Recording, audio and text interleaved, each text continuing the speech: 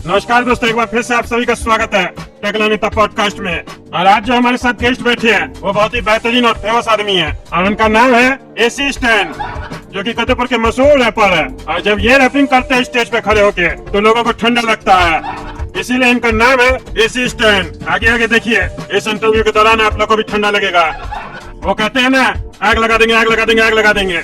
हम कहते हैं बर्फ जमा देंगे, बर्फ जमा देंगे, बर्फ जमा देंगे। गर्मी का सीजन है दोस्तों, बर्फ जमा देंगे, क्योंकि हमारे साथ बैठे हैं मशहूर रैपर एसी स्टैन। तो चलिए जल्दी जल्दी टकला नेता शो चैनल सब्सक्राइब कीजिए। हाँ तो बताइए एसी स्टैन भाई, आपको टकला नेता शो में आके कैसा लग रहा है? आपने कभी सोचा था कि आपको यहाँ पे आने का मौका मिलेगा? अरे वीरो, ये छोटा मोटा शो में आने के बारे में नहीं सोचता है एसी स्टैंड। और तूने प्यार से बुलाया तो बीरो आ गया। चल आगे पूछ, हवा आने दे, हवा आने दे। अरे हवा तो आ रहा है ना एसी भाई, एसी चल रहा है, वो भी फुल टेम्परेचर पे। चलिए ये बताइए, आपका जर्नी कैसे शुरू हुआ, कैसे आप रैपर बने और आपका इनाम कैसे पड़ा? एसी स्टैंड बताइए, जनता जानना चाहता है। अरे भाई, तूने तो दुखती रख पर पैर रख दिया रे। अपन का नाम एसी स्टैंड ऐसे ही नहीं पड़ा, बहुत लंबा कहानी है। छोटा मैं बता रहा हूँ तेरे को, ध्यान से सुनना। 5 साल पहले अपन एसी स्टैंड नहीं था, अपन ऐसे ही मामूली लौंडा था और एसी रिपेयरिंग का काम करता था।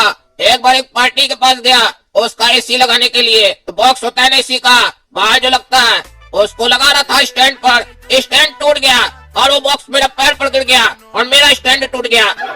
बस फिर क्या था, मेरा जो साथी था मजाक मजाक में बोल दिया, बेटा तू तो एसी स्टैंड है, एसी स्टैंड। फिर अपन का नाम फेमस हो गया, पूरा शहर में सब बोलता था एसी स्टैंड भाई प्रणाम। अच्छा भाई, बड़ा अजीब कहानी आपके नाम का, सुन के दुख भी हुआ, हंसी भी आ रहा। चलिए ये तो समझ में आ गया आपका नाम कैसे पड़ा, लेकिन आप रैपर कैसे बने, इसके बारे में बताइए। अरे टकला भाई, इसके पीछे भी बहुत लंबा कहानी है। बीरू ऐसे ही बैठा नहीं आपके सामने, बहुत स्ट्रगल किया है अपना जीवन में। तो वो एक भाई था अपन का, दोस्ती था उससे बहुत बढ़िया। होली भाई चाय बनाता था, उसका चाय बहुत फेमस था। उससे वो करोड़ों रुपया बना लिया, एकदम छाप लिया नोट। जहाज पे घूम रहा था, कार में घूम रहा था, सुबह में चाय, शाम में गर्लफ्रेंड और हवाई जहाज। होली बीरू अपना बहुत रिस्पेक्ट करता था। एक बार अपन को बहुत झकास फिल्म दिखाने के लिए ले गया, अपना पैसा पर। पैसा बहुत था ना उसके पास, मस्त वो एसी वाला हॉल नहीं होता है, उसमें ले गया। अपन छपड़ी साहब कभी गया ही नहीं था, पैसा ही नहीं था अपने पास, तो कैसे जाता। होली भाई लेकर गया, मस्त मूवी दिखाया, गली बॉयज। फिर जब अपन पूरी फिल्म देखा ना, तो अपन को भी लगा ये काम तो अपन भी कर सकता है, बहुत आसान काम है, गाना गाओ और पैसा कमाओ। उसी दिन फिल्म देखकर अपन को बहुत बढ़िया किक मिला, रैपिंग शुरू किया। बहुत संडास गया, वहाँ बैठे बैठे 2 गाना लिख दिया संडास के ऊपर। अरे क्या बात करे भाई, इतना जल्दी फिल्म देख के गाना भी लिख दिया, वो भी संडास में। और होली भाई भी आपका दोस्त है, बढ़िया है। होली भाई से तो मेरा भी जान पहचान है। अच्छा ये बताइए, पहला गाना जो आपने लिखा था उसका नाम क्या था? अरे गंजा भाई, अपन उस छपड़ी लोग की तरह गाना नहीं लिखता है। अपन गाना लिखा, नाम नहीं लिखा। बस पोस्टर में मस्त मस्त मॉडल लोग को खड़ा कर दिया, गाना हिट हो गया और नाम अपने आप पड़ गया, पब्लिक दे दिया नाम। क्योंकि अपन का नाम भी पब्लिक दिया, इसीलिए अपन सोचा मेरा जो फर्स्ट रैप है उसका नाम भी पब्लिक देगा। हाँ तो पब्लिक क्या नाम दिया ये बताइए। अरे गंजा भाई, नाम सुनेगा ना गाना का, हिल जाएगा तुम। पता है पब्लिक क्या नाम दिया? मटर फुल्ला। ये नाम तो अपन के दिमाग में भी नहीं आया था, कैसा नाम पड़ सकता है, मटर फुल्ला। अरे ये कैसा नाम है मटर फुल्ला? ये गाना तो नहीं सुना है मैंने भाई आपका। अरे अपन खुद नहीं सुना तो तुम कैसे सुनेगा गंजा? ये जो गाना है ना, अपन सिर्फ गाया था और होली भाई पैसा लगाया था, पैसा लगा के लॉन्च कर दिया। पब्लिक सुना और नाम दे दिया मटर फुल्ला। समझ में नहीं अपन को कि पब्लिक ऐसा रिएक्शन दिया क्यों, लेकिन अपन रुका नहीं, फिर रैपिंग किया, मस्त रैपिंग करता गया और आज तुम्हारे सामने बैठा है अपन। अच्छा जो भी हो, खैर दूसरा टॉपिक पे आते हैं। एसी स्टैन भाई ये बताइए, सुनते हैं आप जूता का शौकीन बहुत है, बहुत महंगा जूता खरीदते हैं, क्या ये बात सही है? देखिए गंजा भाई, अपन को जो जूता का शौक है ना, ये बचपन से है। क्योंकि अपन बचपन से बहुत जूता खाया है, सब लोग हमको जूता ही से मारता था। फर्स्ट रैप जब लिखे थे ना, तब भी अपन को जूता ही पड़ा था। और इतना जूता खाते खाते अपन को कब जूता से प्यार हो गया, अपन को पता ही नहीं चला। फिर अपन सोचा दुनिया का जितना महंगा जूता अपन सब खरीदेगा।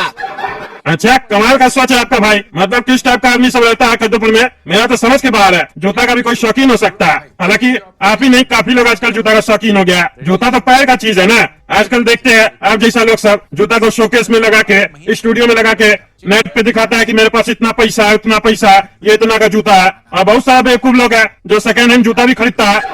पर पहनने के लिए नहीं, घर में सजाने के लिए। आज से पहले का जमाना में आप जाइए, जूता टूट जाता था तो आदमी जाता था मोची से बनवाने, और रईस लोग जो होता था वो लोग टूटा हुआ जूता कभी नहीं पहनता था, नया खरीद के आता था। और आजकल पैसा वाले लोग सेकंड हैंड जूता भी खरीद रहा, महंगा महंगा जूता खरीद रहा, उसको सजा के रख रहा। हमको तो ये नहीं समझ में आता ब्रांड जूता है कि इंसान। मेरे हिसाब से तो इंसान का काम से पहचान होना चाहिए, लेकिन आजकल जूता से पहचान हो रहा। लोग का ऐसा सोचना, आपका क्या सोचना है इसके बारे में, क्योंकि आप भी जूता के शौकीन है।